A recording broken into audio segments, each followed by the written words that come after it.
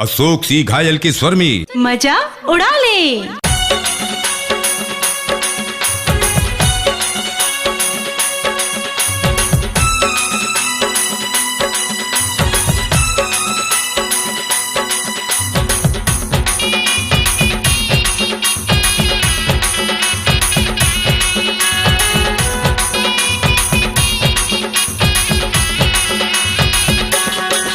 मोला सुरताया तेरे संगी, मोला सुरताया तेना, मोला सुरताया तेरे संगी, मोला सुरताया तेना।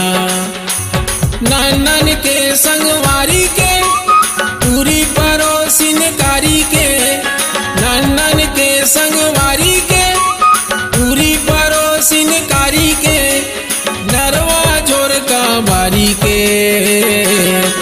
मोला सुरताया तेरे संगी, मोला सुरताया तेना, मोला सुरताया तेरे संगी, मोला सुरताया तेना।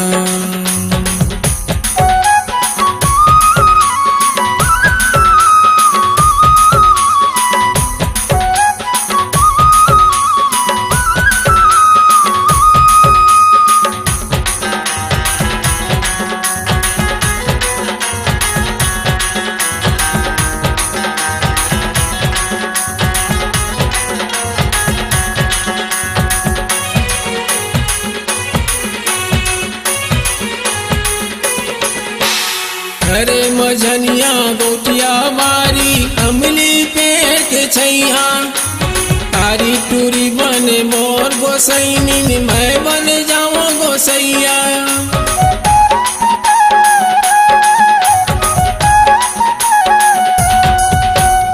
अरे मझनिया गोटिया मारी अमली पेड़ के छैया, तारी टूरी बने मोर गोसैनी, मैं बन जाऊं गोसैया। दिया चुकलिया थारी के गाधे फसाए कारी के, दिया चुकलिया थारी के गाधे फसाए कारी के, पिवरा चना तरकारी के। मोला सुरताया तेरे संगी, मोला सुरताया तेना, मोला सुरताया तेरे संगी, मोला सुरताया तेना।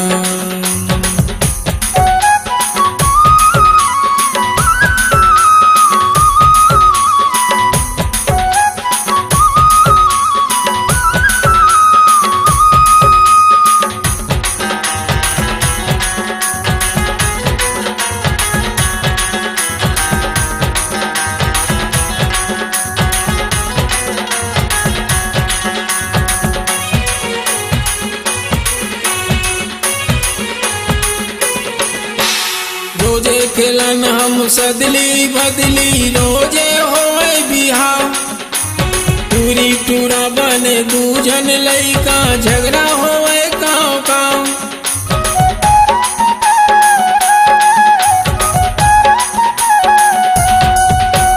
रोजे खेलन हम सदली बदली, रोजे होए बिहाव, टूरी टूरा बने दूजन लइका, झगड़ा होए काव काव। कारी कलूठी नारी के दुलौरी ने सारा सारी के, कारी कलूठी नारी के दुलौरी ने सारा सारी के, बड़ मरना हो गे बिचारी के।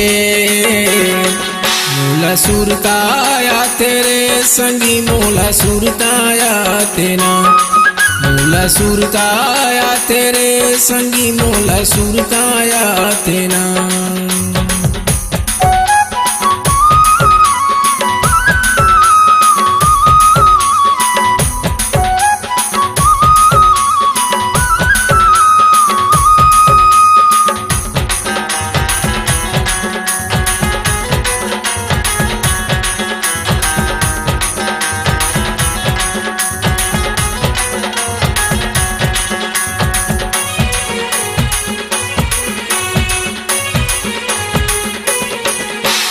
दिन उड़ा गे नानपन के, अब जुन्ना गे सारी बात, संगहा छूट गे कारी टूरी के, नहीं तो भूलावे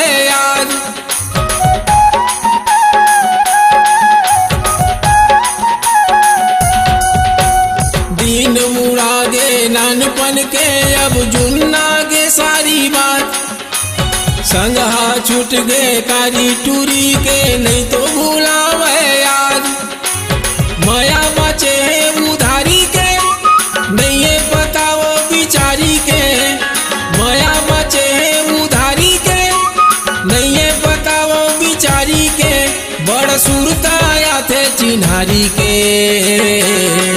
मोला सुरता आया तेरे संगी, मोला सुरता आया तेना। मोला सुरता आया तेरे संगी, मोला सुरता आया तेना। नानन के संगवारी के, पूरी पड़ोसिन कारी के।